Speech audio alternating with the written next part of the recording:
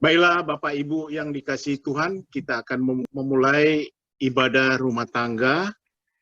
Kita siapkan hati dan pikiran pikiran kita saat teduh. Silakan Bapak Ibu.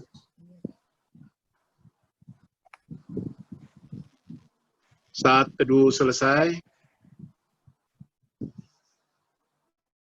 Bapak Ibu jemaat yang dikasihi Tuhan, marilah kita bersyukur kepada Tuhan atas segala kemurahan-Nya dalam kehidupan kita, atas pertolongannya yang Ia berikan sepanjang perjalanan kehidupan kita, hari lepas hari.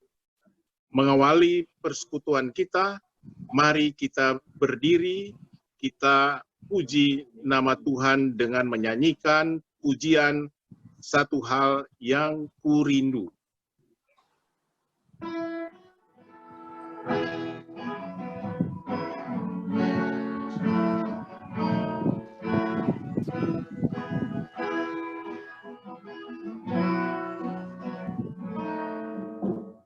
Satu hal yang ku rindu, berdiam di dalam rumah-Mu. Satu hal yang ku pinta, menikmati baik-Mu Tuhan. Lebih baik satu hari di pelataran-Mu daripada 1000 hari di tempat lain. Memuji-Mu, menyembah-Mu, kawan yang hidup, dan menikmati semua kemurahan-Mu.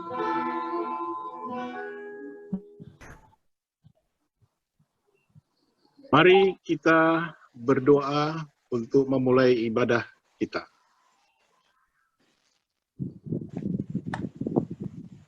Tuhan, pada petang hari ini kami mengucap syukur di mana kami boleh menyatu dalam persekutuan ibadah rumah tangga melalui media virtual untuk memuji dan memuliakan nama-Mu.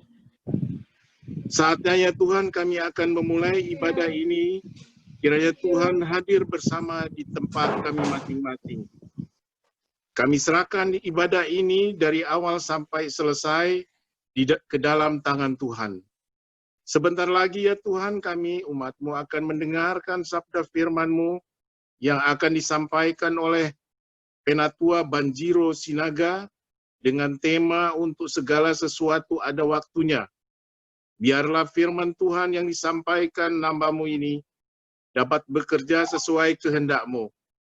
Siapkan hati dan jiwa kami supaya menjadi pendengar yang baik dan dapat menerima sabda firman-Mu. Terima kasih Tuhan, kami sambut firman-Mu hanya di dalam nama Tuhan Yesus. Amin. Kita lanjutkan ungkapan puji-pujian dengan membaca firman Tuhan Mazmur 145 ayat 8 sampai 13 dibacakan secara Ares Kantoria. Tuhan itu pengasih dan penyayang, panjang sabar dan besar setianya. Tuhan itu baik kepada semua orang dan penuh rahmat terhadap segala yang dijadikannya. Segala yang Kau jadikan itu akan bersyukur kepadamu, ya Tuhan, dan orang-orang yang Kau kasihi akan memuji Engkau. Mereka akan mengumumkan kemuliaan kerajaan-Mu dan akan membicarakan keperkasaan-Mu.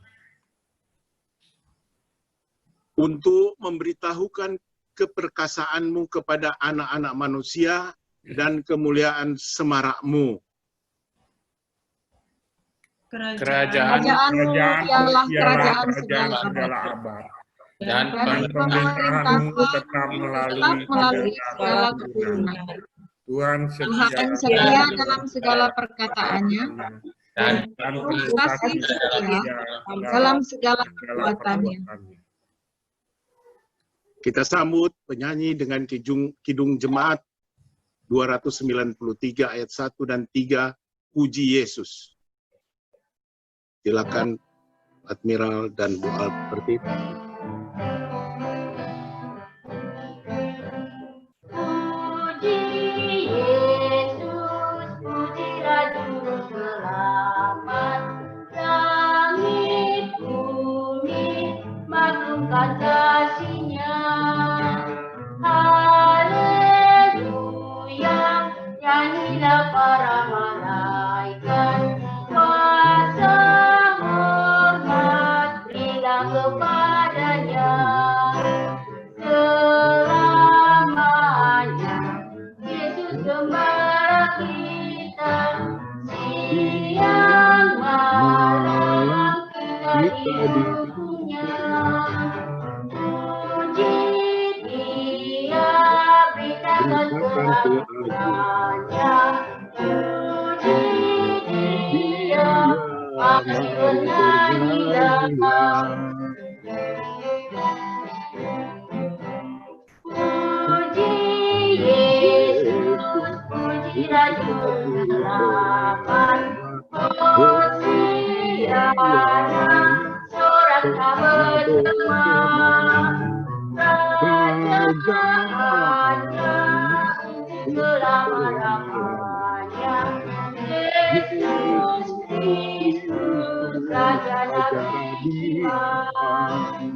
Dia datang, Raja kebenaran, kuasa hormat hanya kepadanya.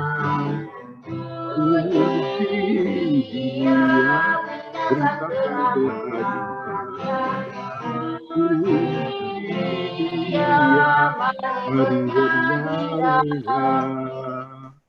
Kita lanjutkan kesaksian pujian dari keluarga Bapak Tumbur M. Silalahi. Silakan Pak Tumbur. Jadi sebelum kami memulai persembahan lagu kami, mungkin aku akan sharing sedikit bahwa mungkin kita sebagai mahasiswa atau anak muda sering khawatir bagaimana masa depan kita. Namun Tuhan Yesus berkata, setiap saya mendengar lagu ini secara pribadi bahwa di dalam 1 Petrus 5 ayat 7 bahwa serahkanlah segala kekhawatiranmu itu kepadanya sebab Ia yang memelihara kamu. Jadi kita sebagai anak muda mungkin harus tetap berserah kepada Tuhan dan percaya janji-janji Tuhan tetap memelihara kita dan tidak boleh khawatir. Ya.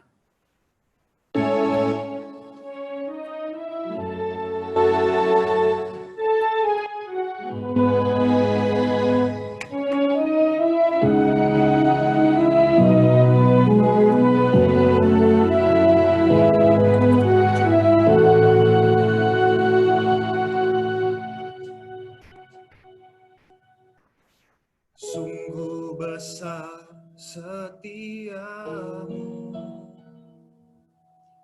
Kau nyatakan bagiku. Kau Bapa yang selalu mengerti isi hatiku.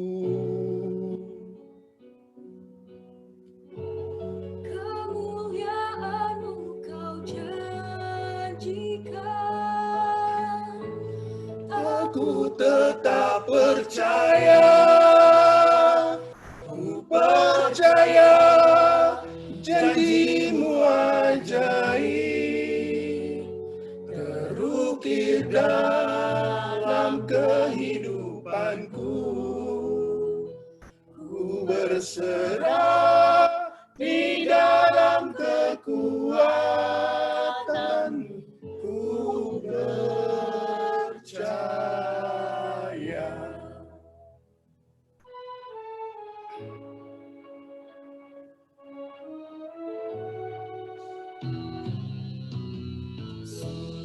Sebesar setiamu, Kau nyatakan bagiku. Kau Bapa yang selalu mengerti isi hatiku. Kemuliaan-Mu Kau janjikan. Aku tetap percaya, ku percaya janji-Mu ajaib, terukir dalam kehidupanku. Ku berserah di dalam kekuatan-Mu, hanya Kau segalanya bagiku. Ku percaya janji-Mu ajaib, terukir dalam kehidupanku. Ku berserah di dalam kekuatan-Mu, ku percaya.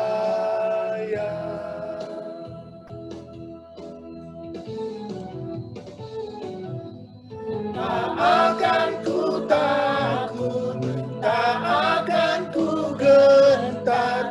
Kaulah imanku, Kaulah Tuhanku. Tak akan ku ragukan kebaikan-Mu di hidupku. Ku percaya janji-Mu ajaib, terukir dalam kehidupanku. Ku berserah di dalam kekuatan-Mu, Engkau segalanya bagiku. Ku percaya janji-Mu ajaib, terukir dalam kehidupanku.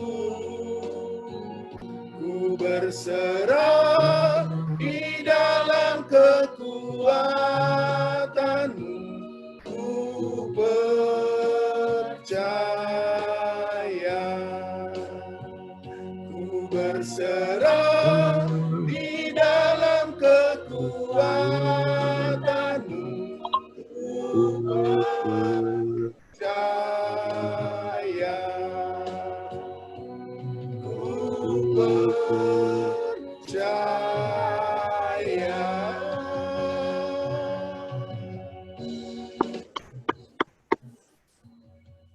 Terima kasih kesaksian pujian dari keluarga Bapak Tumbur.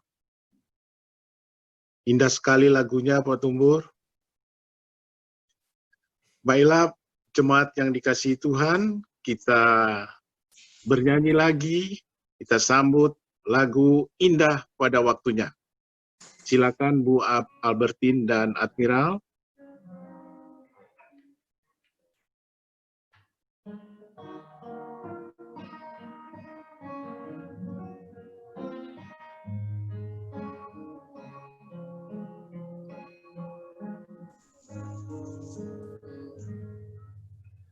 Ada waktu untuk berduka, ada waktu untuk bersuka.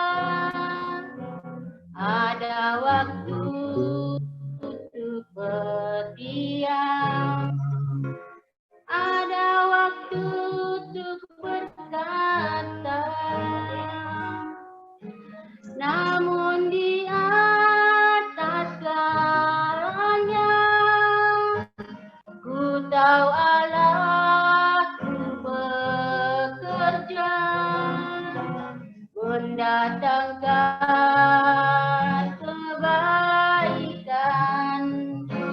bagi yang mengasihinya. Di saat ku alami tak seperti yang ku ingini, di saat tiada jawaban mengapa harus terjadi, namun atas segalanya ku tahu Allahku bekerja mendatangkan kebaikan bagi yang mengasihinya.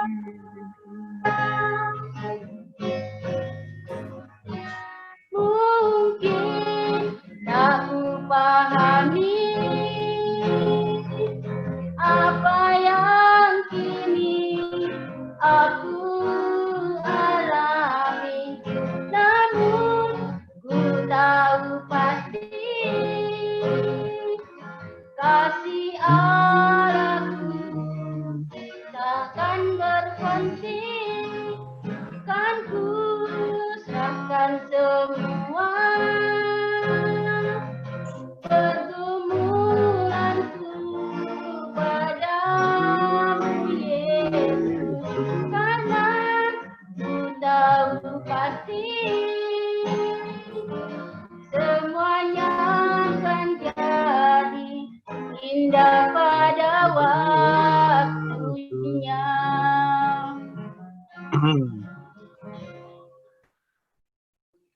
Jemaat yang dikasihi Tuhan, kita memasuki pelayanan Sabda Tuhan. Saya persilakan Penatua Lamhot Banjiro Sinaga untuk menyampaikan firman-Nya. Dipersilakan. Terima kasih Pak Maseo, Pak Penatua Maseo. Sebelum kita masuk ke dalam firman Tuhan, mari Bapak Ibu semua kita bersatu di dalam doa.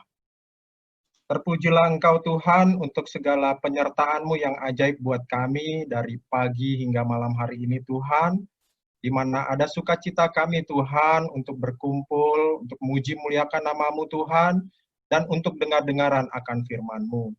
Tuhan, kami percaya Engkau memberkati kami Tuhan, berkati kami, berikan kami hikmat Tuhan untuk mengerti apa yang Engkau pesankan buat kami. Urapi hamba-Mu ini Tuhan dalam memberitakan firman-Mu Tuhan, dan juga urapi jemaat-Mu ya Tuhan di dalam mendengarkan dan melaksanakan firman-Mu ya Tuhan. Damai sejahtera Allah yang melampaui segala akal akan memelihara hati dan pikiran kita di dalam nama Tuhan Yesus. Kami telah berdoa dan mengucap syukur. Amin. Amin. Shalom Bapak Ibu semua. Shalom. Ya. Kita akan mendengarkan firman Tuhan pada hari ini dengan tema indah pada waktunya yang diambil dari Pengkhotbah 3 ayat 1 sampai 15. Kita membaca secara berganti-gantian. Saya ayat ganjil, Bapak Ibu ayat yang genap. Saya mulai. Untuk segala sesuatu ada waktunya. Untuk segala sesuatu ada masanya. Untuk apapun di bawah langit ada waktunya. Ada waktu untuk lahir, ada waktu untuk meninggal, ada waktu untuk menanam, ada waktu untuk mencabut yang ditanam. Ada waktu untuk membunuh, ada waktu untuk menyembuhkan, ada waktu untuk merombak, ada waktu untuk membangun.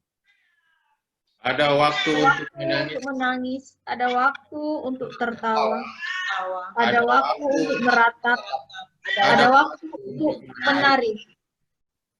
Ada waktu untuk membuang batu, ada waktu untuk mengumpulkan batu.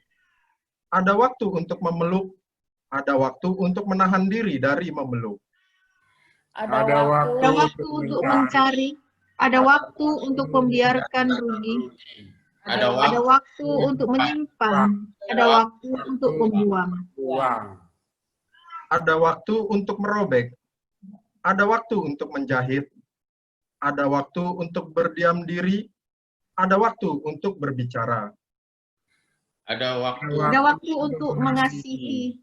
Ada waktu untuk membenci. Ada waktu untuk perang. Ada waktu untuk damai.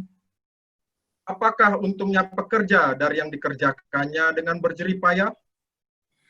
Aku Telah melihat pekerjaan yang yang diberikan diberikan Allah Allah kepada anak-anak manusia untuk melelahkan dirinya. Ia membuat segala sesuatu indah pada waktunya. Bahkan ia memberikan kekekalan dalam hati mereka. Tetapi manusia tidak dapat menyelami pekerjaan yang dilakukan Allah dari awal sampai akhir. Aku tahu bahwa mereka tak ada yang lebih baik daripada bersuka-suka dan menikmati kesenangan dalam hidup mereka. Dan bahwa setiap orang dapat makan, minum, dan menikmati kesenangan dalam segala jerih payahnya, itu juga adalah pemberian Allah. Aku tahu bahwa segala sesuatu yang dilakukan Allah akan tetap ada untuk selamanya. Itu tak dapat ditambah dan tak dapat dikurangi. Allah berbuat demikian supaya manusia takut akan Dia. Yang sekarang ada, dulu sudah ada. Yang akan ada, sudah lama ada. Dan Allah mencari yang sudah lalu. Demikianlah pembacaan firman Tuhan. Berbahagialah mereka yang mendengarkan firman Tuhan dan melaksanakannya di dalam kehidupannya. Amin. Amin. Puji Tuhan. Pada hari ini saya akan membawakan firman Tuhan dengan tema seperti yang tadi saya bilang, yaitu indah pada waktunya. Saya akhirnya merasakan apa yang Pak Pendeta Wenli rasakan pada waktu khotbah sulung kemarin. Beliau mengatakan bahwa di dalam khotbah perdananya dengan memakai jubah pendeta, tangannya keringat dingin, gemeteran. Nah, itulah yang saya rasakan sekarang gitu ya. Karena inilah khotbah perdana saya di gereja maupun dimanapun, inilah khotbah perdana saya. Ya, tangan gemeteran sih, gemeteran. Memang untungnya nggak kelihatan gitu ya. Untungnya lagi kalau Pak Pendeta Wenli di depan jemaat, kalau saya hanya di depan laptop gitu. Jadi saya bisa nggak lihat Bapak Ibu kan gitu. Jadi saya lebih agak tenang lah gitu. Awalnya saya diminta Amang Pendeta. Biasanya saya kalau diminta khotbah, ntar dulu lah. Daripada khotbah mendingan saya nyanyi aja lah Mang, biasanya gitu. Atau di arisan, misalnya ada kebaktian, saya nyanyi aja lah, atau saya jadi liturgis lah. Susah banget kalau disuruh saya jadi khotbah, untuk khotbah gitu ya. Tapi pada waktu 2 minggu yang lalu, Amang Pendeta telepon saya, terus terang bibir saya nggak bisa berkata-kata. Gitu. Lidah saya benar-benar diam, dan memang saya bilang, saya siap Amang. Gitu. Tolong bantu saya gitu ya. Jadinya ya sejak minggu itu sampai sekarang ya saya persiapkan, dan terus terang saya agak grogi juga atau agak takut juga apa yang mau saya sampaikan gitu ya. Tapi memang segala sesuatu harus dimulai gitu kan. Kalau Amang pernah bilang kita jangan selalu makan makanan yang ringan, makanan atau susu gitu ya, tapi kita harus makanan yang keras gitu ya. Jadi kalau susu itu jatahnya Gevi, Vino gitu kan, kalau kita udah harus makanan yang keras. Makanya kita harus bisa menyampaikan firman Tuhan. Yang penting kita mulai. Gitu. Tadi pagi saya kebetulan memang setiap pagi saya juga membaca Almanak HKBP gitu ya. Karena memang saya juga masih terdaftar di HKBP gitu. Jadi saya baca, dan ayat ini sangat menguatkan saya gitu. Hari ini, hari Kamis 25 Juni, diambil dari Yesaya 55 ayat 11. Begini firman Tuhan. Demikianlah firmanku yang keluar dari mulutku, ia tidak akan kembali kepadaku dengan sia-sia, tetapi ia akan melaksanakan apa yang kukehendaki dan akan berhasil dalam apa yang kusuruhkan kepadanya. Luar biasa firman Tuhan ini, sehingga dengan ayat ini saya sungguh dikuatkan, sehingga apa yang akan saya sampaikan, saya percaya Tuhan akan memberikan Roh Kudus kepada saya dan juga kepada Bapak Ibu semua untuk mengerti kebenaran firman Tuhan yang saya bawakan hari ini. Untuk memasuki khotbah hari ini, untuk firman Tuhan hari ini, sebelumnya saya akan menjelaskan mengenai latar belakang dari pengkhotbah ini sendiri, gitu. Karena memang ini sungguh membingungkan, gitu ya. Kalau kita baca bahasanya sia-sia, gitu ya. Itulah yang dikatakan oleh penulis di pengkhotbah ini. Gitu. Jadi pengkhotbah ini ditulis pada tahun 935 sebelum Masehi, atau sekitar 3000 tahun yang lalu. Di dalam Perjanjian Lama, pengkhotbah ini ditulis dalam bahasa Ibrani yang berarti kohelet, artinya berkumpul. Secara harafiah artinya yaitu orang yang berbicara dalam suatu perkumpulan. Sehingga diterjemahkan sebagai pengkhotbah atau eklesiaster. Jadi pengkhotbah ini merupakan serangkaian ajaran yang dilakukan oleh seorang pengkhotbah yang terkenal. Jadi pengkhotbah ini biasanya dibaca pada waktu Hari Raya Pondok Daun, yaitu perayaan pengucapan syukur bangsa Israel atas hasil panen sebagai pengingat pengembaraan bangsa Israel di padang pasir ketika keluar dari Mesir. Jadi ini dibacakan terus pada waktu Hari Raya Pondok Daun, kitab pengkhotbah. Nah, siapa penulis pengkhotbah ini? Mungkin Bapak Ibu semua juga sudah tahu ya, pengkhotbah ini dipercaya penulisnya adalah Raja Salomo. Kenapa dipercaya? Karena memang di dalam kitab pengkhotbah ini tidak ada satupun yang menyebutkan bahwa penulisnya adalah Raja Salomo. Gitu. Beda dengan kitab Amsal. Kalau Amsal jelas. Di dalam Amsal 1 ayat 1, jelas di situ ditulis adalah Salomo. Begitu juga Kidung Agung.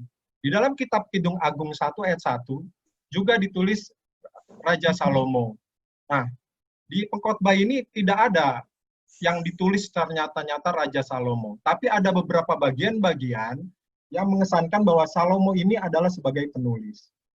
Yaitu di dalam pengkhotbah 1 ayat 1 dan ayat 12, itu menyatakan dirinya sebagai anak Daud. Nah, kita tahu anak Daud itu yang paling terkenal atau yang paling kita kenal adalah Raja Salomo. Belum sampai di situ. Pengkhotbah 1 ayat 16. Di situ juga disebutkan bahwa pemimpin yang bijaksana dari umat Allah. Nah, siapa pemimpin yang berhikmat, yang bijaksana? Kita tahu bahwa itu adalah Raja Salomo. Banyaklah kasus-kasus yang memang Raja Salomo meminta hikmat dari Tuhan, seperti yang dua ibu mengaku anaknya gitu. Ternyata Raja Salomo mendapatkan hikmat untuk mau memotong anak itulah ya. Akhirnya ibu yang satu yang benar-benar ibunya menangis sehingga Raja Salomo menyerahkan itu. Itulah bijaksananya Salomo. Kemudian di dalam Pengkhotbah 12 ayat 9 disebutkan bahwa penggubah banyak Amsal. Kita tahu pengarang Amsal sendiri pun, penulis Amsal sendiri pun adalah Raja Salomo. Kemudian Pengkhotbah 2 ayat 4 sampai 9. Kerajaannya dikenal karena kekayaan yang melimpah-limpah. Mungkin Bapak Ibu juga tahu, raja yang paling kaya lah. Kita dapat lihat ya Raja Salomo gitu ya, kekayaannya melimpah-limpah. Jadi dari 4 ayat ini kita tahu bahwa penulisnya dikesankan sebagai Raja Salomo. Kidung Agung, Amsal, Pengkhotbah. Kidung Agung ditulis oleh Raja Salomo masih muda, pada waktu dia masih muda. Kemudian Amsal ditulis oleh Raja Salomo pada waktu dia sudah mulai tua. Dan akhirnya, di dalam kitab Pengkhotbah, ini ditulis oleh Raja Salomo di masa tuanya. Di mana waktu itu harta sudah berlimpah-limpah, tapi dia masih jatuh ke dalam penyembahan berhala. Dia merasakan bahwa hidup ini adalah sia-sia. Raja Salomo itu tidak mau orang lain mengalami seperti apa yang dia alami. Gitu. Raja Salomo itu kecewa dengan kesenangan dan materialisme sebagai mencapai kebahagiaan. Makanya di Pengkhotbah 1 dibilang semuanya sia-sia belaka. Percuma punya harta, punya kekayaan, Tapi itu semua sia-sia belaka. Pengkhotbah ini ditujukan juga kepada kaum muda, supaya tidak melakukan kesalahan yang sama seperti Raja Salomo. Makanya Salomo minta kepada kaum muda untuk dekatkan diri pada Tuhan, bukan kepada harta duniawi. Makanya kalau didekatkan pada harta duniawi, semuanya akan sia-sia. Pengkhotbah seakan mengatakan kepada kita, mari kita duduk bersama-sama untuk berdiskusi, bertanya jawab akan pergumulan yang dihadapi manusia di bawah kolong langit ini. Apakah untungnya manusia berjerih payah dan berjerih lelah? Apa makna hidup yang sesungguhnya? Dapatkah engkau menemukan makna hidup dengan uang, harta, kekayaan, kenikmatan, kuasa, dan semua pencapaianmu? Dari pertanyaan-pertanyaan ini, pengkhotbah sampai pada suatu kesimpulan, semua itu tidak akan dapat memuaskan kita, dan semuanya akan sia-sia, selama lubang yang menganga dalam hati manusia tidak pernah ditutup, karena menjadikan hidupmu tidak akan pernah puas. Lubang itu tidak akan mungkin bisa dipenuhi dengan apa yang ada di dalam dunia sebelum kita bertemu dengan Tuhan kita yang kekal, yang menjadi kepuasan hidup kita. Di sini pengkhotbah meminta kepada kita semua agar kita tetap dekat sama Tuhan. Di dalam kekayaan yang melimpah pun, jangan sampai sia-sia. Makanya pengkhotbah minta agar kita selalu dekat sama Tuhan. Kita masuk ke dalam ayat kita, yaitu di dalam Pengkhotbah 3 ayat 1. Untuk segala sesuatu ada masanya. Untuk apapun di bawah langit ada waktunya. Di sini saya mau membicarakan apa itu waktu. Kalau menurut ilmuwan, waktu itu adalah pergerakan benda-benda langit.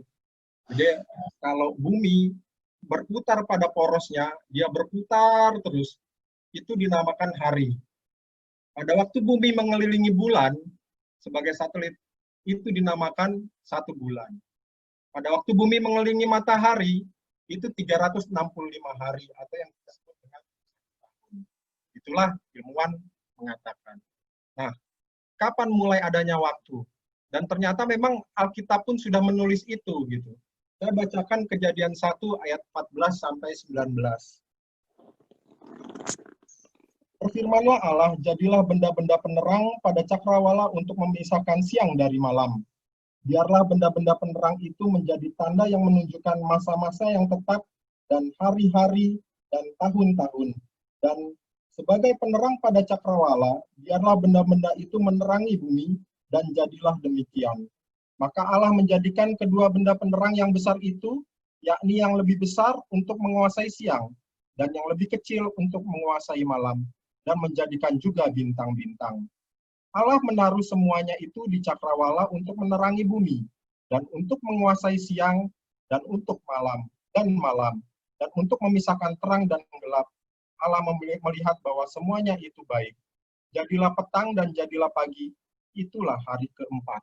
Nah, waktu itu diciptakan Allah di hari keempat. Di situ Allah menciptakan matahari, menciptakan bulan, menciptakan benda-benda yang menerangi bumi, bintang-bintang, dan semua benda-benda langit. Dari situ di ayat 14 itu disebutkan bahwa menjadi tanda yang menunjukkan masa-masa yang tetap dan hari-hari dan tahun-tahun. Jadi di Alkitab pun juga dijelaskan bahwa waktu itu dasarnya dari benda-benda langit, gitu. Perputaran benda-benda langit.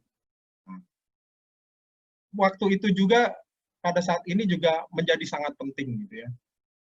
Contohnya hari ini, saya juga merasakan hari ini pada waktu saya mendaftarkan anak saya ke sekolah negeri, yaitu dengan sistem zonasi yang dimulai pada hari ini.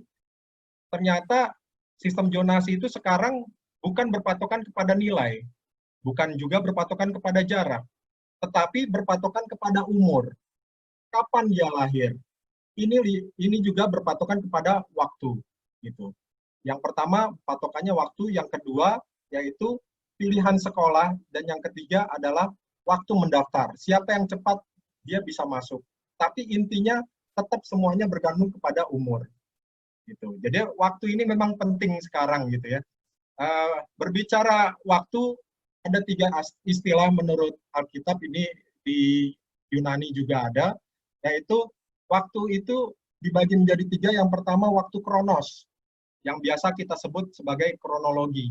Waktu yang biasa, yang diukur dengan jam, hari, bulan, tahun, bisa jangka pendek, seperti di dalam Lukas 4 ayat 5, maupun jangka panjang di dalam Kisah Rasul 13 ayat 18. Jadi ini merupakan kronologi deretan peristiwa yang terjadi dalam hidup manusia.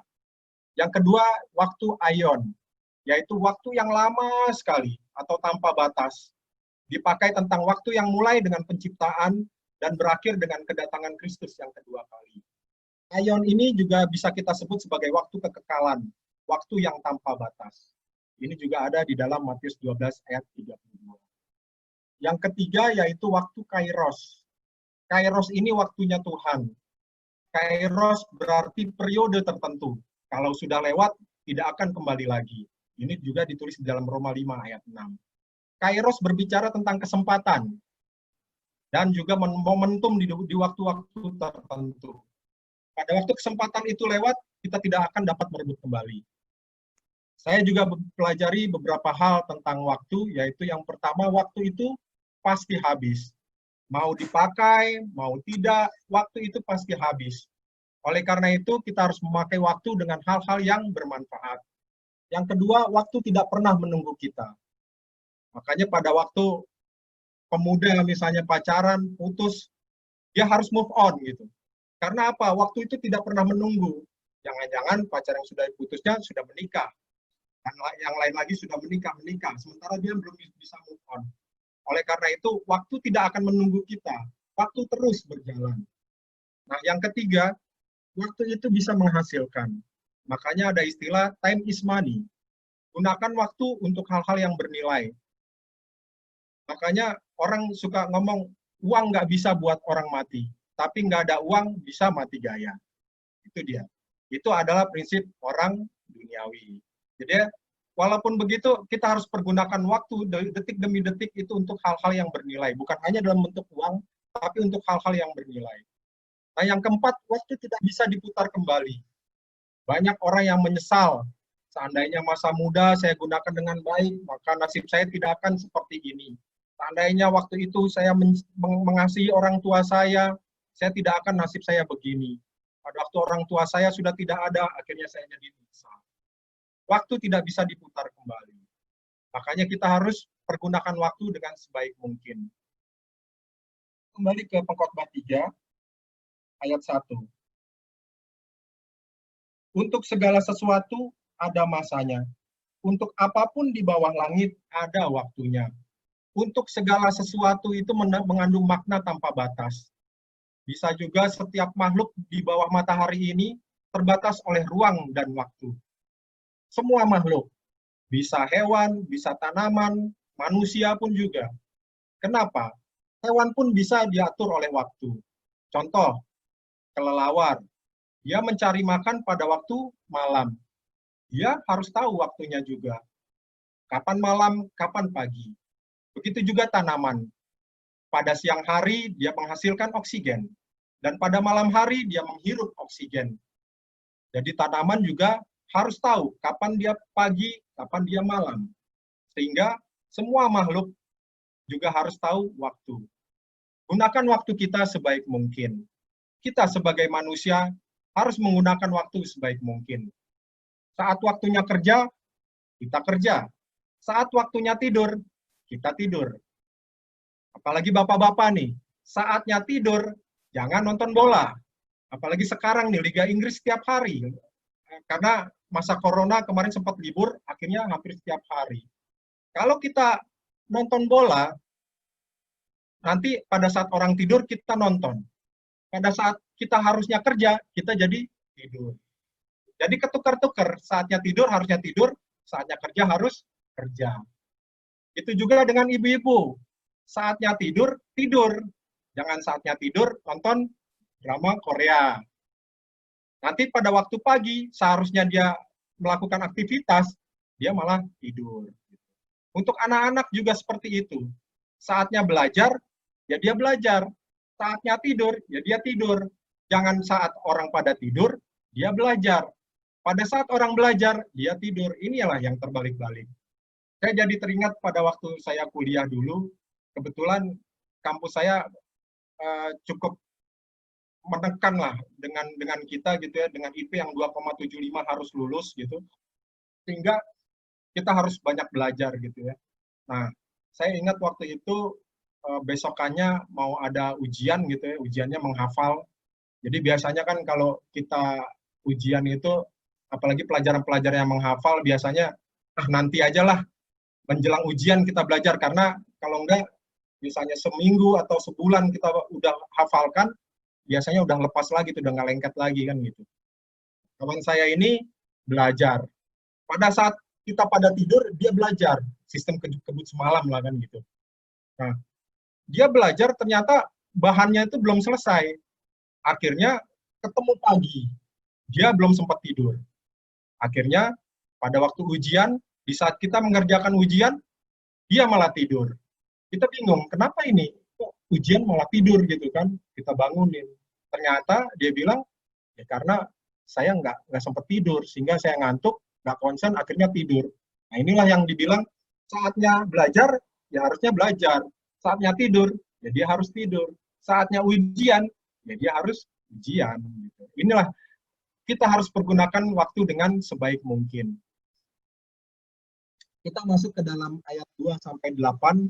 Di sini ada, saya lihat 28 fragmen kehidupan atau 14 pasang, bagai dua mata koin yang berpasang-pasangan. Di sini dibilang ada lahir, ada meninggal, ada menanam, ada mencabut yang ditanam, ada membunuh, ada menyembuhkan, ada merombak, ada membangun. Nah, ini di ayat 2 sampai dan ayat 3 ini proses-proses penciptaan dan juga proses-proses pelenyapan. Kemudian ada waktu menangis, ada tertawa, ada meratap, ada menari. Nah, di sini juga adalah proses sukacita dan duka cita. Ada waktu membuang batu, ada waktu mengumpulkan batu. Ada waktu memeluk, ada waktu menahan diri dari memeluk. Ada waktu mencari, ada waktu membiarkan rugi. Jadi di sini dibilang bahwa semua nggak dalam setiap waktu itu, setiap orang itu tidak mengalami rugi terus gitu, enggak juga. Tidak juga mengalami untung terus. Semuanya ada waktunya. Kadang untung, kadang rugi. Inilah yang disebut dengan semua ada waktunya. Kemudian di sini dibilang ada waktu untuk menyimpan dan ada waktu untuk membuang. Ada waktu merobek, ada waktu menjahit. Ada waktu berdiam diri, ada waktu berbicara. Ini juga harus hati-hati kita. Pada waktu kita harus diam, ya diam. Pada waktu kita berbicara, jangan dibalik-balik. Pada waktu harusnya berbicara, dia malah diem. Pada waktu harusnya diem, dia malah berbicara. Kemudian ada waktu untuk mengasihi, ada waktu untuk membenci. Ada waktu untuk perang, ada waktu untuk damai. Saya tertarik dengan akhir dari ayat ini, yaitu ada waktu untuk damai. Pada waktu ayat 2 di awalnya dibilang ada waktu untuk lahir. Manusia itu pertama memang dia harus lahir, ya. Terakhir di sini di ayat terakhir yang tadi kita baca di ayat 8, di akhir hidup kita harus damai. Ada waktu untuk damai. Nah, kita harus damai dengan sesama, kita harus damai dengan Tuhan, sehingga kita akan memperoleh damai sejahtera. Sehingga pada akhirnya, pada waktu kita menghadap pada Sang Pencipta, kita sudah memperoleh damai sejahtera. Inilah kehebatan dari ayat 8, penutupnya dibilang ada waktu untuk damai. Nah, kemudian kalau kita lihat di dalam tanggalan Yahudi, ada 28 hari dalam satu bulan. Di sini saya menyimpulkan bahwa 28 fragmen kehidupan yang sudah kita baca tadi, itu menandakan bahwa di dalam setiap hari, Tuhan itu membuat situasi seperti ini. Ada suka, ada duka, ada kegirangan, ada kedukaan. Ini yang membuat kita harus menyadari bahwa Tuhan itu nggak membuat setiap hari suka terus. Atau Tuhan itu tidak membuat juga setiap hari duka terus. Semuanya Tuhan buat situasi-situasi seperti ini. 28 fragmen kehidupan, 14 pasang bagaimana poin yang berpasang. Nah, kita masuk ke ayat yang ke-11. Ia membuat segala sesuatu indah pada waktunya. bahkan Ia memberikan kekekalan dalam hati mereka. Nah, kalau sekarang kita sering dengar ada caption indah pada waktunya di Facebook, di Twitter, di Instagram, indah pada waktunya. Mungkin 10 atau 20 tahun yang lalu, kalau ada caption seperti indah pada waktunya, orang pasti bilang, ini pasti orang Kristen. Nah, kalau sekarang enggak, indah pada waktunya itu, caption indah pada waktunya itu, bisa orang Kristen, bukan orang Kristen pun memakai caption istilah indah pada waktunya. Pada waktu dia mencari, misalnya mencari sweater, dia dapat, kebetulan waktu itu diskon lagi, dia akan bilang, wah memang indah pada waktunya. Nah, kalau dulu kita bilang ini pasti orang Kristen, kalau sekarang sudah umum, sudah biasa. Nah, indah pada waktunya juga kita temui di banyak lagu-lagu. Di dunia ini juga indah pada waktunya juga banyak yang menyanyikan lagu-lagu sekuler. Indah pada waktunya, judulnya. Ada yang dinyanyikan oleh Kangen Band. Indah pada waktunya juga dinyanyikan oleh Rizky Febian, anaknya Om Sule. Indah pada waktunya juga ada yang menyanyikan versi dangdutnya, Dewi Persik. Nah, ini yang lebih hebatnya lagi. Di Amerika, lagu indah pada waktunya ini, dia digubah oleh Pete Seeger tahun 59. Judul lagunya Turn, Turn, Turn. Nah, lagu ini mencapai peringkat teratas pada tanggal lagu Billboard Hot 100. Ini versi yang dinyanyikan oleh versi band rock The Byrds pada tahun 1965. Pete Seeger ini, si penggubah lagu ini mengaku diilhami oleh pengkhotbah ini dan hanya menambah judul dan bait terakhir untuk menyuarakan perdamaian dunia. Jadi Pete Seeger ini benar-benar memang dia kata-katanya memang ada waktu untuk ini, ada waktu untuk ini. Benar-benar dia tulis itu dalam bahasa Inggris. Nah, ini juga menyatakan di majalah Billboard menyatakan bahwa Salomo menjadi penulis lirik tertua di dunia yang pernah hits di nomor 1 Billboard Hot 100 ini. Itu di dunia. Nah, bagaimana dengan lagu-lagu rohani? Lagu-lagu rohani ini juga banyak yang bertemakan tentang indah pada waktunya. Yang pertama yaitu Jalan Tuhan yang dinyanyikan oleh Herlin Pirena atau Yeriko Vokal Group. Mungkin saya boleh sembari nyanyi ya Bapak Ibu ya, mungkin biar Bapak Ibu pernah, oh lagunya yang ini, oh kata-katanya juga bagus-bagus. Yalah, nyanyi-nyanyilah.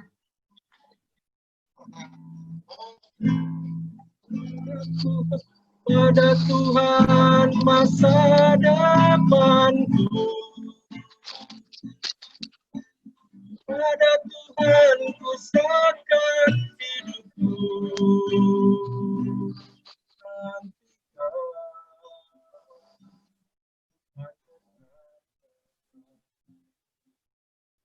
Indah pada waktunya.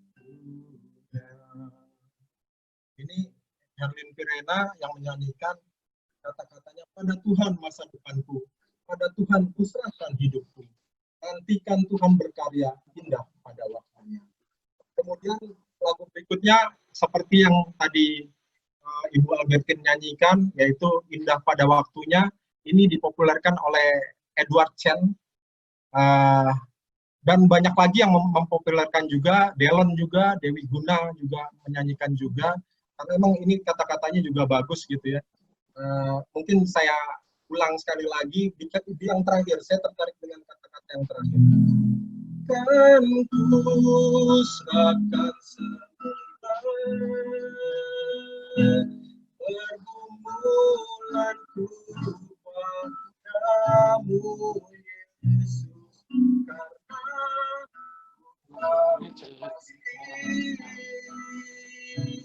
semuanya akan jadi pada waktu.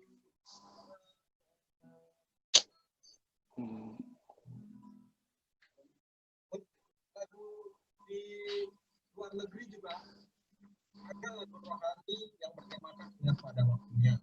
Ini judulnya In His Time yang ditulis oleh Dan Mo. Mungkin Bapak Ibu juga sudah banyak yang tahu ya, lagunya seperti ini. In His time,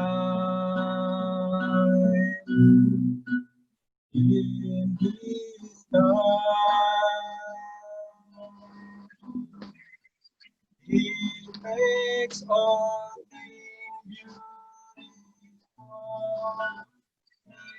Is kind. Lord, my life to you I give. Make this all I have.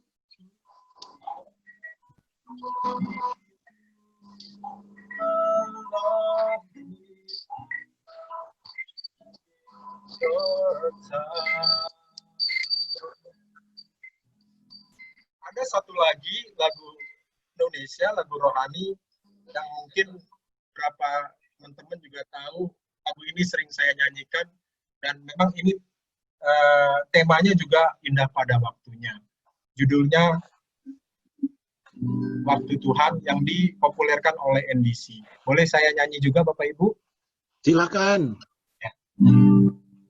Bila kau izinkan sesuatu terjadi, Asik. ku percaya semua untuk kebaikanku. Bila nanti telah tiba waktumu, ku percaya kuasa-Mu memulihkan hidupku. Waktu Tuhan pasti yang terbaik, walau kadang tak mudah dimengerti. Lewati cobaan, ku tetap percaya waktu Tuhan pasti yang terbaik. Saya menyanyikan lagu ini sungguh banyak saya dapatkan maknanya dari Tuhan. Beberapa kali saya kirim lagu yang saya rekam ini kepada kawan-kawan yang sedang dalam pergumulan. Terutama di masa COVID ini ada beberapa teman saya yang saya kirim dan mereka memang merasa dikuatkan. Bahkan ada satu sahabat saya yang abangnya meninggal karena COVID dan dia sangat terpukul. Pada waktu saya kirim lagu ini, dia bilang ini sungguh menguatkan saya, katanya begitu. Tapi ada satu yang saya kurang, pada waktu itu saya belum sempat kirim lagu ini untuk menguatkan almarhum Vikaris Melvin, sehingga dia dipanggil Bapa ke surga. Oke, kita masuk ke dalam ayat berikutnya. Kembali ke indah pada waktunya tadi, indah pada waktunya. Indah ini indah menurut siapa? Indah di mata manusia atau indah di mata Tuhan? Waktunya siapa? Waktunya Tuhan atau waktunya manusia? Jelas konsepnya di sini adalah indah. Indahnya adalah indah di mata Tuhan. Pada waktunya adalah waktunya Tuhan. Kalau indahnya manusia hanyalah hal-hal yang baik, menyenangkan, hal-hal yang membuat bahagia. Tapi indahnya Tuhan, bahkan di saat duka, di saat kemalangan, bahkan di saat kematian pun, indah di mata Tuhan. Makanya banyak orang yang menghibur pada saat ada orang kedukaan, dibilang indah. Indah di mata Tuhan kematian dari saudara kita yang kekasih. Karena memang Tuhan pakai, bukan hanya di saat suka, tapi di saat duka pun Tuhan pakai untuk mengingatkan kita bahwa semua waktu Tuhan yang atur. Bahkan Tuhan memberikan kekekalan di dalam hati manusia, tanpa batas, tanpa akhir. Sekarang saya akan menjelaskan beberapa poin, yaitu bagaimana menikmati indahnya waktu Tuhan. Ada 3 hal yang bisa kita lakukan di dalam menikmati indahnya waktu Tuhan. Yang pertama yaitu kita selalu bersyukur. Kita harus selalu bersyukur. 1 Tesalonika 5 ayat 18 berkata, mengucap syukurlah dalam segala hal, sebab itulah yang dikehendaki Allah di dalam Kristus Yesus bagi kamu. Dalam suka kita harus bersyukur, dalam duka kita harus bersyukur. Dalam masa sakit juga kita harus bersyukur. Saya jadi teringat akan orang tua saya, ibu saya yang saat ini juga masih sakit. Saya berterima kasih kepada Gereja Pauk Citra Grand, Bapak Ibu semua yang terus mendoakan ibu saya di masa sakitnya ini.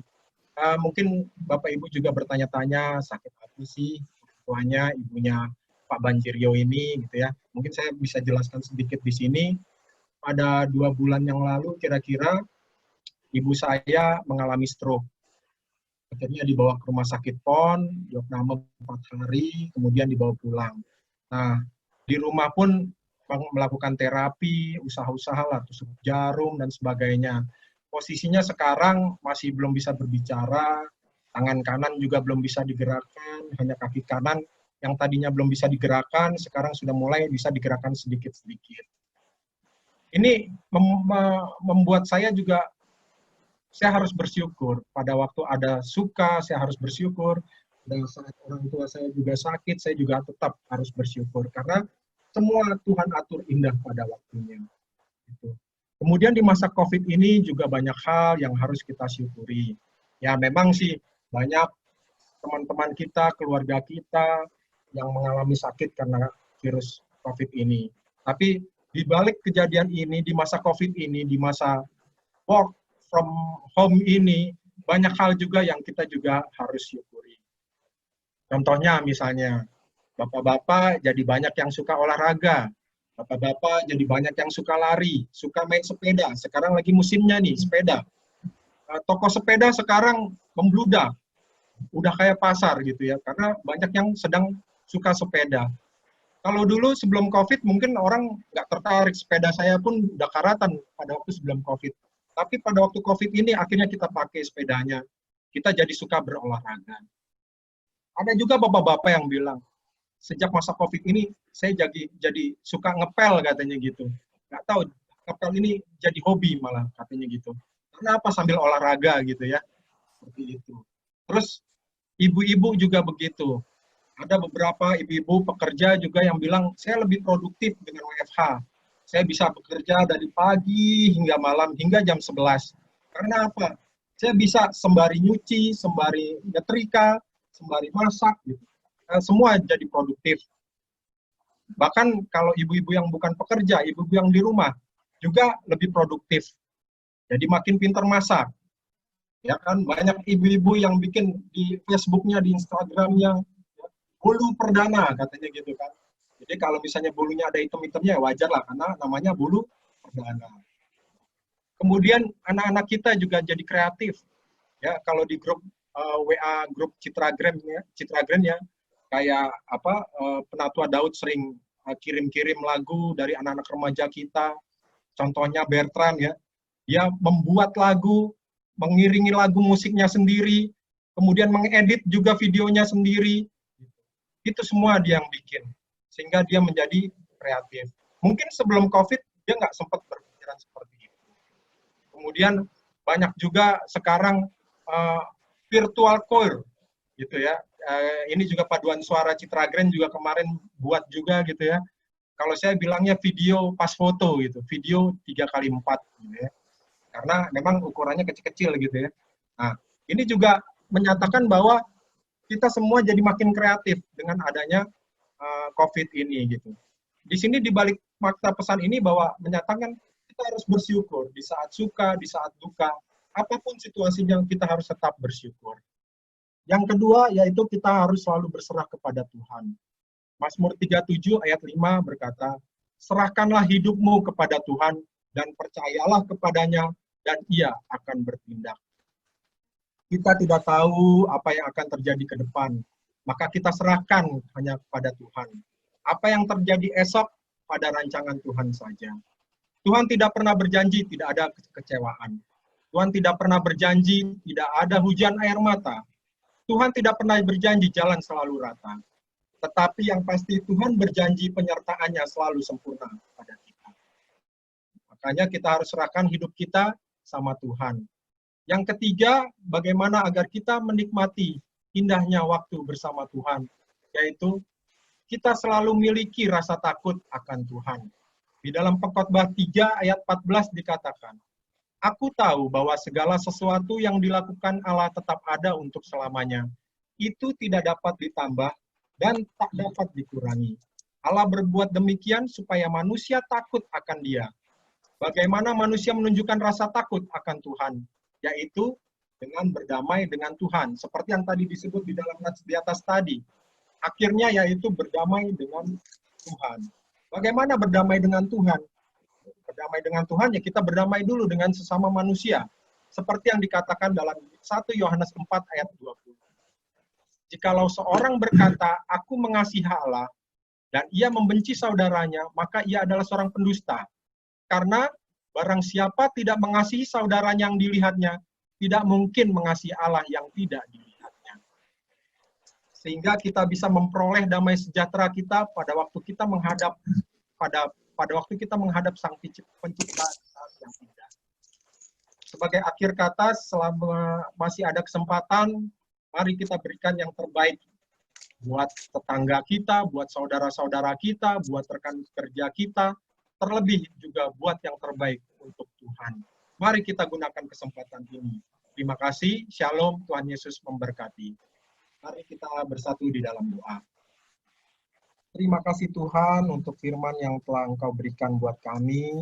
Tuhan, ajar kami Tuhan untuk menikmati waktu, menikmati indahnya waktu bersama Engkau Tuhan. Ajar kami untuk selalu bersyukur, ajar kami untuk selalu berserah hanya kepadamu Tuhan. Dan ajar kami juga untuk takut akan Engkau Tuhan. Berdamai dengan manusia, berdamai dengan sesama kami, dan terlebih berdamai dengan Engkau ya Tuhan. Hingga pada akhirnya, pada waktu kami akan menghadap Engkau Tuhan, kami beroleh damai sejahtera daripadamu. Terima kasih Tuhan, kami akhiri firman-Mu ya Tuhan pada hari ini, hanya di dalam nama Tuhan Yesus Kristus, Tuhan dan Juru Selamat kami yang hidup. Amin. Amin. Puji Tuhan. Penatua Panjirio, terima kasih atas firman-Mu. Sebelum kita masuk dalam doa syafaat, saat teduh sebentar, akan dilanjutkan doa syafaat oleh Pendeta Adriana Martini Laiputa STH. Silakan Pendeta Tini. Baik, Bapak Ibu Jemaat yang dikasihi oleh Tuhan kita Yesus Kristus, mari kita satukan hati dan kita naikkan syafaat kita di hadapan Tuhan. Mari kita berdoa. Terpujilah Engkau Bapa yang baik, Bapa yang bertahta dalam kerajaan sorga, yang kami puji dan kami sembah, kami muliakan dalam kehidupan kami hari lepas hari. Terima kasih Bapa yang baik, kami bersyukur karena pada malam hari ini, Tuhan memberikan kami kesempatan untuk bersama-sama beribadah melalui media online. Bapa yang baik, kami sangat mengucap syukur untuk firman yang telah disampaikan oleh Bapak Penatua, Lamhot Banjirio Sinaga. Biarlah firman-Mu itu tetap tinggal di hati kami, dan kami pergunakan waktu kami untuk memuliakan nama Tuhan, dan semakin hari semakin dekat dengan Tuhan.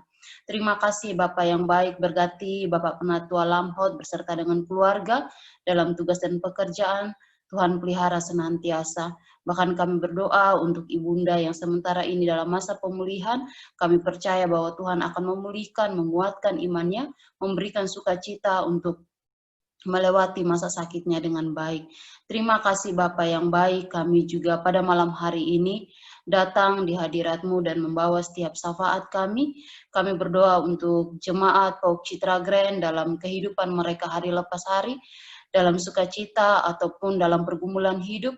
Kami percaya bahwa Tuhan ada bersama dengan mereka, memimpin hidup mereka, menguatkan iman percaya mereka untuk tetap bersukacita dengan anugerah Tuhan dan juga dapat melewati setiap pergumulan hidup mereka bersama dengan Tuhan. Terima kasih Bapak yang baik. Terkhususnya pada malam hari ini kami berdoa untuk keluarga Bapak Hamonangan Sianipar. Kami berdoa untuk Ibu Tiani Borumanurung, ibunda dari Ibu Samseri Sirega dalam usia lanjutnya. Kami berdoa supaya Tuhan tetap pelihara, Tuhan tetap berkati, berikan sukacita yang melimpah, dan juga berikan kesehatan senantiasa. Kami juga berdoa untuk keluarga Bapak Daniel Siahaan, untuk Ibu Manurung dalam masa pemulihan dari retak tulang. Kami berdoa supaya Tuhan menolong dan Tuhan memberkati, menjamah bagian yang sakit, Bahkan untuk obat-obatan yang dikonsumsi, Tuhan berkati supaya itu mendatangkan pemulihan bagi Ibu Manurung, ibunda dari Bapak Daniel Siahaan. Bapak keluarga Bapak Romulus Gultom, kiranya Tuhan juga senantiasa memberikan kesehatan bagi keluarga ini, memelihara mereka dalam masa pandemi COVID-19, terutama pekerjaan mereka. Oleh karena masa ini sedang mengalami penurunan, kiranya Tuhan sendiri yang menolong, memberkati mereka, memberikan sukacita untuk dapat melewati masa COVID ini dengan baik dan tetap bersukacita di dalam Tuhan. Kami juga berdoa untuk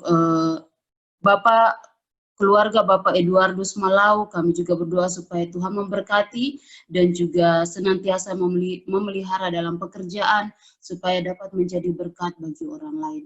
Terima kasih Bapak yang baik, kami bersyukur dan kami berterima kasih. Serta kami juga berdoa untuk gereja Pok Citara Grand, kiranya Tuhan menolong dan memberkati gereja ini dalam setiap pelayanan. Tuhan tolong supaya pelayanan itu memuliakan nama Tuhan. Untuk setiap pelayan yang ada di gereja Pok Citara Grand, gembala jemaat beserta dengan keluarga, para majelis beserta dengan keluarga, juga Tuhan pelihara senantiasa mereka, berikan hati yang sungguh-sungguh melayani Tuhan, dan memakai waktu hanya untuk hormat dan kemuliaan nama-Mu. Terima kasih Bapak yang baik, kami teringat untuk proses pemilihan majelis yang sedang berlangsung di gereja Pok Citara Grand ini Tuhan. Kami berdoa supaya Tuhan menolong proses ini dapat berjalan dengan baik, dan kami percaya Bapak Ibu jemaat yang terpilih adalah mereka yang Tuhan pilih dan Tuhan panggil untuk memberikan waktu mereka untuk melayani Tuhan. Terima kasih Bapak, kami menyerahkan bangsa dan negara kami ini ke dalam tangan pengasihan Tuhan. Bangsa kami yang sedang dilanda oleh pandemi ini, kami percaya bahwa Tuhan ada bersama dengan kami dan juga bersama dengan seluruh rakyat Indonesia, dan kami percaya bahwa pandemi ini akan berlalu Bapak, dan setiap kami dapat kembali bersukacita dan melakukan aktivitas kami seperti sedia kala. Pemimpin bangsa kami Tuhan pelihara, Tuhan berkati dan berikan hikmat dan kebijaksanaan senantiasa untuk dapat memimpin bangsa ini dengan baik. Terpuji-pujilah Engkau Bapa yang baik, kami menaikkan syafaat kami ini ke dalam tangan pengasihan Tuhan, dan ampunilah setiap salah dan dosa kami, dengar dan jawab doa kami sesuai dengan waktu dan kehendaknya Tuhan sendiri. Hanya di dalam nama Tuhan kami Yesus Kristus, Tuhan dan Juru Selamat kami menutup doa kami ini dengan doa yang telah Engkau ajarkan kepada kami, yang kami ucapkan secara bersama-sama. Bapa kami yang di surga, dikuduskanlah nama-Mu, datanglah kerajaan-Mu, jadilah kehendak-Mu di bumi seperti di surga. Berikanlah kami pada hari ini makanan kami yang secukupnya, dan ampunilah kami akan kesalahan kami, seperti kami juga mengampuni orang yang bersalah pada kami. Dan janganlah membawa kami ke dalam pencobaan, tapi lepaskanlah kami daripada yang jahat. Karena Engkau yang punya kerajaan dan kuasa dan kemuliaan sampai selama-lamanya. Amin. Jemaat yang dikasihi Tuhan, marilah kita mempersembahkan korban syukur kepada Tuhan dengan berlandaskan firman Tuhan yang tertulis dalam Yunus 2 ayat 9 dikatakan, "Tetapi aku dengan ucapan syukur akan kupersembahkan korban kepadamu. Apa yang kunasarkan akan kubayar. Keselamatan adalah dari Tuhan." Jemaat yang dikasihi Tuhan, sambil mempersiapkan persembahan, kita menyanyikan lagu Sungguh Ku Bangga Bapa. Silakan Bu Albertine dan Admiral.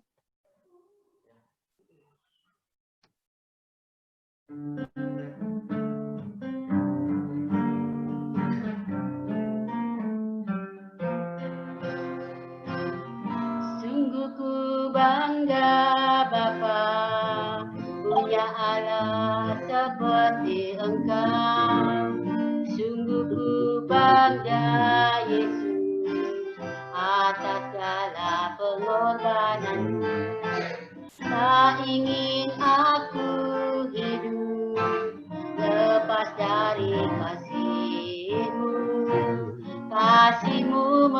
selamatkan dan beriku pengharapan.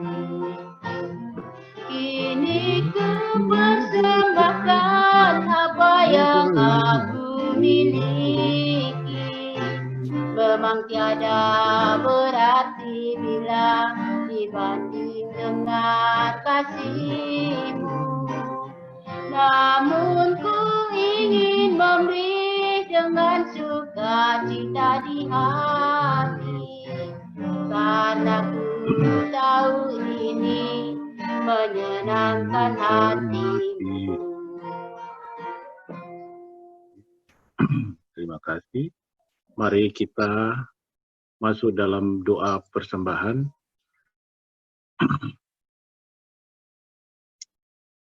Bapa yang bertakhta dalam kerajaan surga, pada kesempatan ini kami ingin mengucap syukur. Banyak terima kasih karena telah diberi kesempatan untuk mendengar sabda firman-Mu yang begitu mulia sebagai petunjuk bagi kehidupan kami saat ini dan hari-hari mendatang. Dan semoga kami masih dapat mendengar firman-Mu yang lain di kemudian hari pada acara ibadah lainnya. Berkatilah para pelayan-pelayan-Mu, pengkhotbah, kolektan, serta jemaat-Mu yang sudah memberikan persembahan syukurnya. Kiranya persembahan syukur ini dapat dipergunakan untuk kebesaran nama-Mu. Ya Tuhan, izinkan kami dapat melakukan hal yang sama di minggu mendatang. Hanya kepadamu kami berdoa. Haleluya. Amin.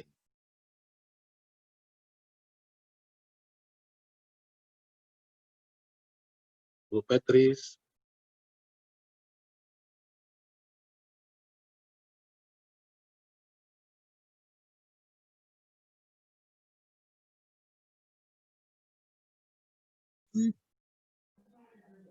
Kita sambut dengan nyanyian PKJ 289 ayat 1 dan 3. Keluarga hidup indah.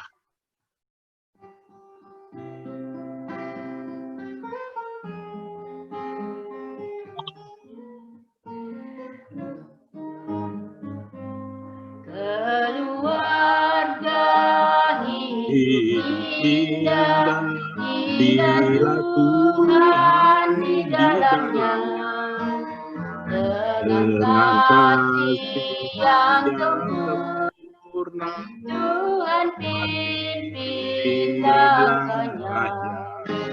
Terima kasih padamu Tuhan, Kau pimpin kami selamanya. Segala hormat, puji dan syukur kami panjatkan kepadamu.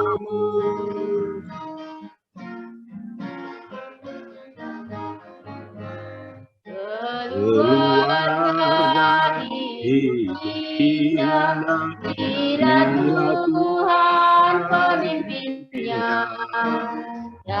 Dalam suka, dalam duka, kita dalam tangannya.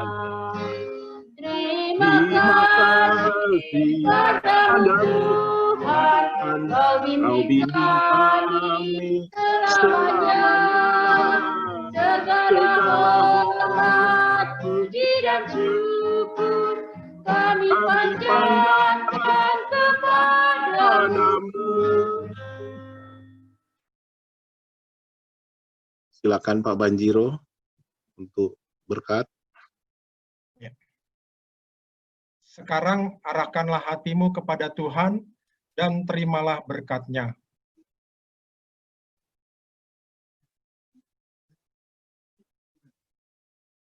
Kasih karunia Tuhan Yesus Kristus dan kasih Allah Bapa dan persekutuan Roh Kudus menyertai kita sekalian.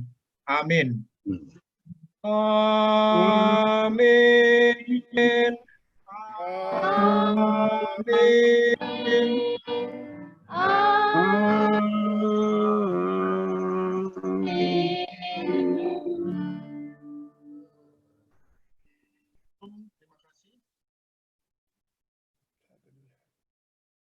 Ibadah selesai. Salam persekutuan. Bersalam-salaman bersama keluarga. Saya udah